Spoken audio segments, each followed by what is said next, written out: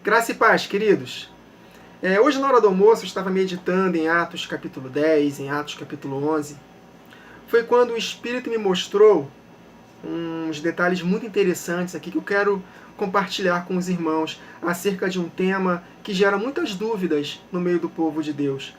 O que de fato é batismo com o Espírito Santo? Muitos irmãos creem que o batismo com o Espírito Santo é somente o novo nascimento. Só que eu quero provar para os irmãos que o batismo com o Espírito Santo é o dom de línguas, é ser revestido de poder.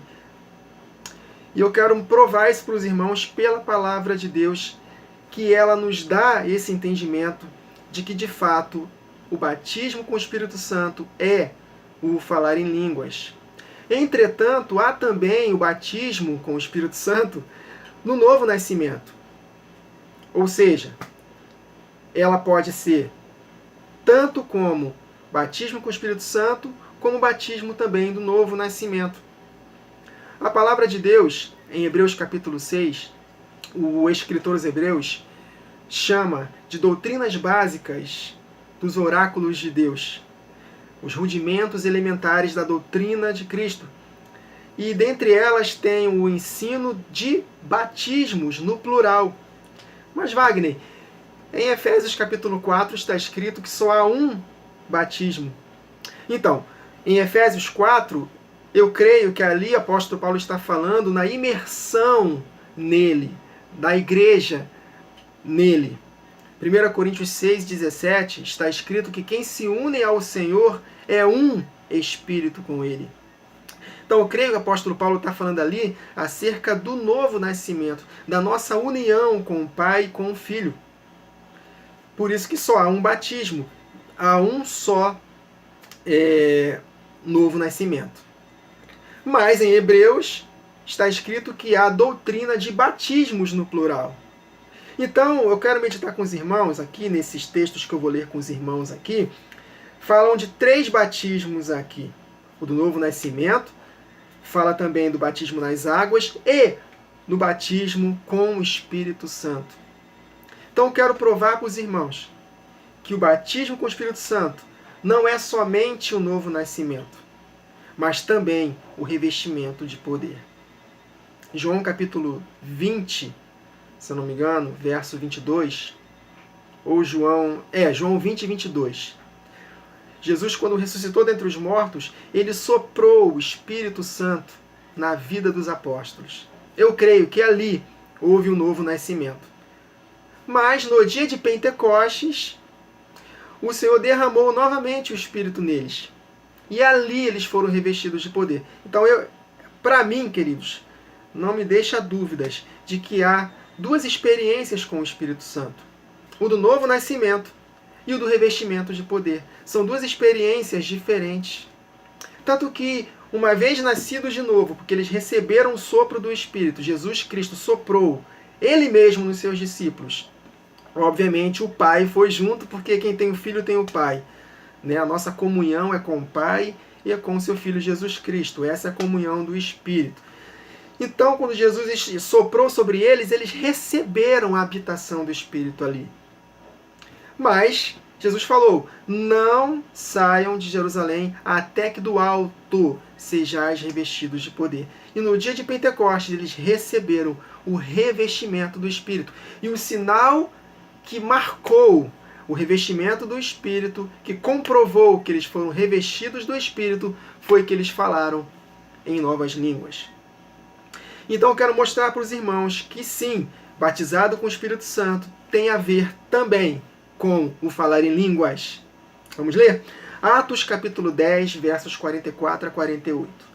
Ainda Pedro falava estas coisas quando caiu o Espírito Santo sobre todos os que ouviam a palavra. Isso foi na casa de Cornélio. Verso 45. E os fiéis que eram da circuncisão, os judeus de sangue, que vieram com Pedro, admiraram-se, porque também sobre os gentios foi derramado o dom do Espírito Santo. O dom do Espírito Santo. E ele explica, verso 46, Pois ele está explicando que dom do Espírito Santo é esse, que derramar do Espírito Santo é esse. E ele está explicando, pois os ouviam falando em línguas e engrandecendo a Deus. Então, dom do Espírito, derramar do Espírito, é o falar em línguas, queridos. E em verso 47, porventura, pode alguém recusar a água para que não sejam batizados estes que, assim como nós, receberam o Espírito Santo, assim como nós, no dia de Pentecostes? E ordenou que fossem batizados em nome de Jesus Cristo. Então lhe pediram que permanecessem com eles por alguns dias. Agora, no capítulo 11, os da circuncisão pediram satisfação para Pedro. Pedro, que história é essa que você estava na casa de gentios, de incircuncisos? Porque os apóstolos, a igreja primitiva, estava numa fase de transição de alianças. Então a igreja era muito perseguida pelos judaizantes, né? Por isso que em Gálatas, o apóstolo Paulo, ele fala, ó Gálatas insensatos, quem os enfeitiçou? Né? Se vocês se deixarem circuncidar, Cristo de nada vos aproveitará. Receberam a promessa pelo Espírito, agora querem voltar para a carne. Ou seja, era uma luta, queridos, a transição das alianças. Foi difícil para os apóstolos eles ensinarem que em Cristo Jesus não há mais diferença entre judeus e resto do mundo. Em Cristo Jesus é um só. As duas casas se uniram através do corpo de Cristo. Nós somos o Israel de Deus, judeus e gentios. Então tinha essa luta. Então os da circuncisão tiraram satisfação com Pedro. E Pedro foi se defendendo. Então Atos 11, versículos 15 a 17, olha como Pedro estava falando, né? Quando, porém, comecei a falar, irmãos, na casa de Cornélio, né, de um gentil, de um italiano, caiu o Espírito Santo sobre eles. Olha o detalhe, como também sobre nós no princípio. no dia de Pentecostes, claro. Então me lembrei, olha o detalhe. Então me lembrei da palavra do Senhor quando disse, João, na verdade, batizou com água, mas vós sereis batizados com o Espírito Santo. E Atos 10, 46, porque ouviam falando em línguas. Ou seja, eles foram batizados com o Espírito Santo. Falou em línguas, foi revestido de poder, receberam o derramar do Espírito, o dom do Espírito Santo, falar em línguas. Então, no verso 16 de Atos 11, mas vós sereis batizados com o Espírito Santo, dentro do mesmo contexto de que foi derramado o Espírito Santo sobre a casa de Cornélio e eles viram, ouviam eles falando em línguas. Então, Pedro se lembrou das palavras de Jesus. João, na verdade, batizou com água, mas vós sereis batizados com o Espírito Santo. Então, batizados com o Espírito Santo, é ou não é? Ser revestido de poder e falar em línguas. Então não se limita somente ao novo nascimento, ser imerso em Cristo, mas também o falar em línguas. Não se esqueçam de Hebreus 6, doutrina de batismos. Há um só batismo, em Efésios 4, no contexto de uma união. Quem se une ao Senhor é um espírito com Ele. Pai e Filho e a igreja unidos em espírito. Essa é a comunhão do Espírito. Então há um Espírito. Amém? Agora, a doutrina de batismos no plural. Então, nós falamos aqui de batismo em águas também, né? Porque pode alguém recusar água para que não sejam batizados estes, que assim como nós receberam o Espírito Santo, apóstolo Pedro falando isso em Atos 10. Agora, voltando para Atos 11. Então, Pedro lembrou de que eles seriam batizados com o Espírito Santo, que João batizou com água, mas vós sereis batizados com o Espírito Santo. Pois, verso 17 de Atos 11, se Deus lhes concedeu o mesmo dom, o dom do Espírito Santo, que a nós nos outorgou quando cremos no Senhor Jesus, quem era eu para que pudesse resistir a Deus? Amém, queridos? Então, batizado com o Espírito Santo também é falar em línguas. Então, quando alguém fala, se você ainda não é batizado com o Espírito Santo, com evidência de falar em línguas, está certo. Ah, não, batizado com o Espírito Santo é só nascer de novo. Não. eu provei para os irmãos aqui pela palavra, que batizado com o Espírito Santo também tem a ver com o dom de línguas. São duas experiências, novo nascimento, revestimento de poder. É para todos, Wagner? Sim, é para todos os que creem. Marcos 16, versos 17 e 18. Estes sinais seguirão aos que creem, eu e você. Em meu nome expulsarão demônios. Você crê que você pode expulsar demônios? E ele fala, falarão novas línguas, pegarão nas serpentes, e se beberem alguma coisa mortífera, não lhes fará dano algum, e porão as mãos sobre os enfermos e os curarão. Você crê que você pode pôr as mãos sobre os doentes e os curar? Você crê que pode expulsar demônios? Você crê que se beber alguma coisa mortífera não lhe fará mal algum? Eu creio. Se você crê que pode pegar em serpente e não lhe fazer mal, porque você está debaixo de um propósito, posso crer. E no mesmo pacote falarão novas línguas. Então por que eu creio que curar os enfermos é para todos os que creem, expulsar demônios para todos os que creem, e eu não posso dizer que nesse mesmo pacote falar em novas línguas é para todos? Claro que é para todos. O apóstolo Paulo, em 1 Coríntios 14, ele escreveu lá, eu quero que todos vocês falem línguas. Entretanto, na igreja eu prefiro que falem palavras compreensíveis. O apóstolo Paulo deu graças a Deus por falar em línguas mais do que todos os cristãos de Coríntios. Porém, na igreja eu prefiro falar palavras compreensíveis. A questão toda era que a igreja dos Coríntios estavam utilizando essa ferramenta de forma inadequada. E o apóstolo Paulo estava ensinando para que eles pudessem usar a ferramenta de forma correta. E qual é a forma correta de utilizar esse dom de línguas?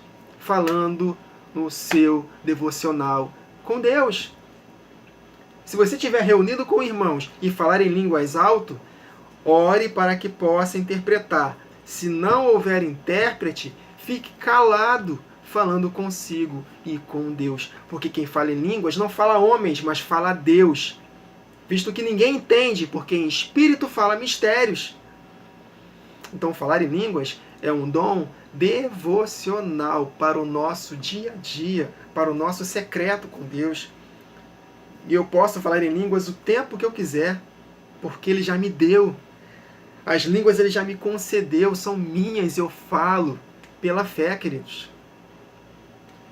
É diferente da variedade de línguas, seguido de interpretação de línguas. Quando o apóstolo Paulo fala em 1 Coríntios 12, falam todos em línguas? Não. Interpretam todas? Não. Mas ali é num contexto de variedade de línguas. Agora, o falar em línguas como dom devocional é para todos. Jesus falou, se você crê, vai falar em novas línguas. É indispensável, queridos, falar em novas línguas. Infelizmente, nós vemos muitos erros, muitos absurdos com esse dom nas igrejas. E aí a gente acaba ficando resistente. Mas nós não podemos jogar o bebê junto com a água suja. O bebê tem nada a ver com isso. Então vamos aprender a usar adequadamente esse dom maravilhoso para falarmos só nós e Deus. Porque quem ora em línguas, conforme está escrito em 1 Coríntios 14, edifica-se a si mesmo, constrói-se a si mesmo. Olha só, meus irmãos, é construído. Quem ora em línguas fala mistérios com Deus, dá graças a Deus bem. O apóstolo Paulo ele fala, que farei eu? Orarei em espírito, mas também orarei com a mente. Então orar em espírito é falar em línguas. E orar com a mente é orar no nosso idioma. O que o apóstolo Paulo falou? Vou orar em espírito, mas também vou orar com a mente. Queridos, esse dom é indispensável. A armadura de Deus nós usamos orando em todo o tempo. Orando no Espírito. E orar em Espírito é orar em línguas. Porque, eu vou repetir, porque o apóstolo Paulo ele diferencia orar em Espírito e orar na mente. Orarei em Espírito, mas também orarei com a mente. Opa, ele está diferenciando a nossa língua com a linguagem do Espírito. Eu vou fazer os dois. Vou orar em espírito e vou orar na mente. Então, orar em espírito é falar em línguas. E ele nos instrui em Efésios 6 para que nós possamos usar a armadura de Deus orando em espírito em todo tempo, com todo tipo de oração. Judas capítulo 1, está escrito lá, se não me engano, no verso 20. Mas vós, amados, edificando-vos a vossa fé santíssima, orando no Espírito Santo. Então, queridos, eu quero, vou falar igual o apóstolo Paulo, eu quero que todos vocês falem línguas. Porém, na igreja, por favor, não falem, a menos que haja intérprete. Amém? É isso que está escrito. Então, nós vimos aqui claramente que batizado com o Espírito Santo é o falar em línguas também. Amém? Então, Jesus falou que João batizou com água, mas vós sereis batizados com o Espírito Santo. Essa foi a promessa que Deus nos deu e que em Cristo Jesus se cumpriu. O revestimento do Espírito Santo. Como nós precisamos, queridos, desenvolver esse hábito diário de orar em línguas. Só quem faz isso sabe como nós ficamos perceptíveis com as coisas espirituais, mais sensíveis.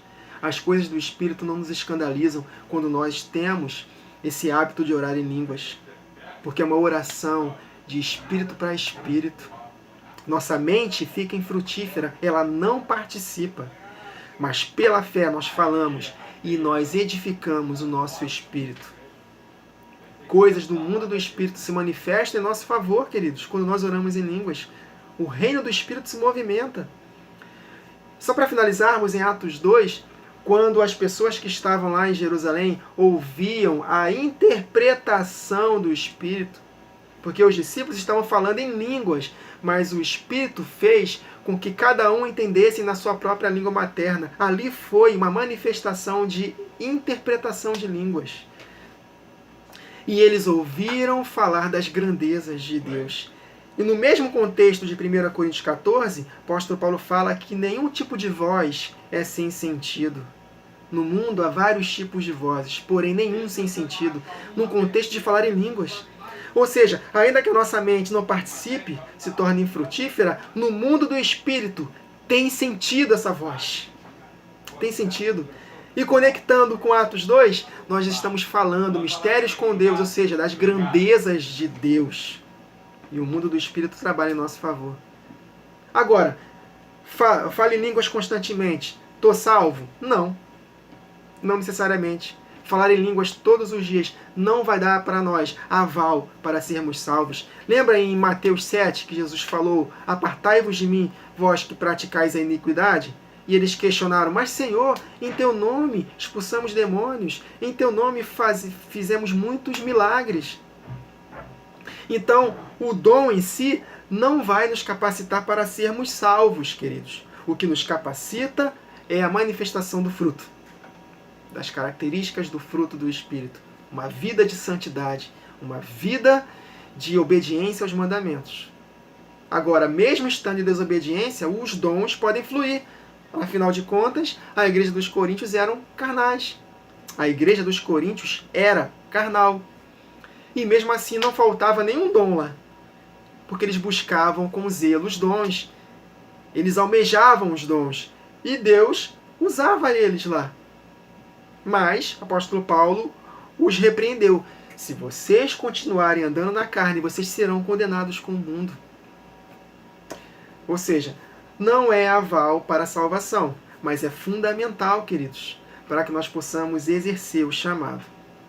Então nós precisamos alcançar esse equilíbrio, o equilíbrio do fruto com os dons.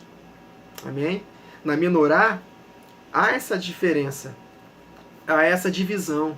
Na menorá, que tipifica a igreja cheia do Espírito, tem lá as amêndoas. E tem também a chama, o poder do Espírito também. Então há um equilíbrio entre os dons e a manifestação dos frutos do Espírito. Ou fruto do Espírito dá no mesmo. Porque O fruto, ele tem 9 características, mas nós não manifestamos só um fruto. Nós temos que manifestar diariamente esse fruto com várias características. Então, tanto faz eu falar frutos como fruto. Porque em outras passagens na palavra, o apóstolo Paulo fala de frutos. Então dá no mesmo, frutos do Espírito ou fruto do Espírito com suas características, dá no mesmo. Nós não só frutificamos um fruto com suas características, nós frutificamos vários frutos. E dentro desses frutos tem as características do fruto do Espírito. Amor, paz, benignidade, bondade, fidelidade, mansidão, domínio próprio. É isso, queridos. Contra estas coisas não há lei. Ou seja, contra estas coisas nós não somos dominados pela carne.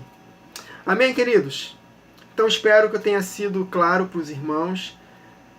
O batismo com o Espírito Santo tem tudo a ver com falar em línguas também. Não se limita somente ao novo nascimento, mas também ao revestimento de poder. E nós precisamos muito desse dom. Falar em línguas diariamente como estilo de vida no nosso secreto com Deus. Amém, queridos? Vou finalizar esse vídeo dando o conselho que o apóstolo Paulo falou. Não proibais o falar em línguas. Eu desejo que todos vocês falem línguas. Afinal, eu dou graças a Deus porque falo em línguas mais que todos vocês. Porém, no meu secreto. Na igreja, não. Na igreja eu prefiro falar palavras compreensíveis. Amém, queridos? Que o Senhor nos abençoe e nos dê cada vez mais entendimento dessa palavra maravilhosa, dessa sã doutrina maravilhosa, queridos. A palavra de Deus, ela é perfeita. Ela traz liberdade, descanso e esperança. Ela é espírito e vida, luz que ilumina o nosso caminho, lâmpada para os nossos pés. E é capaz de discernir os pensamentos e intenções do nosso coração. Essa é a palavra de Deus, viva e eficaz. Que possamos valorizar a palavra de Deus, que ela possa habitar ricamente em nós e que nós possamos ter um coração aberto para aceitar o que está escrito. Dentro do seu contexto, é claro, conectando o Antigo com o Novo Testamento. Nós precisamos compreender a visão macro das Escrituras para que possamos estar blindados contra os falsos ensinos que estão fazendo com que muitos sejam enganados. Mas aqueles que conhecerem o seu Deus resistirão com firmeza. O povo perece por falta de conhecimento. Que não seja nós, queridos. Que a graça e o conhecimento cresçam cada vez mais na nossa vida. Amém, queridos? Que o Senhor nos abençoe.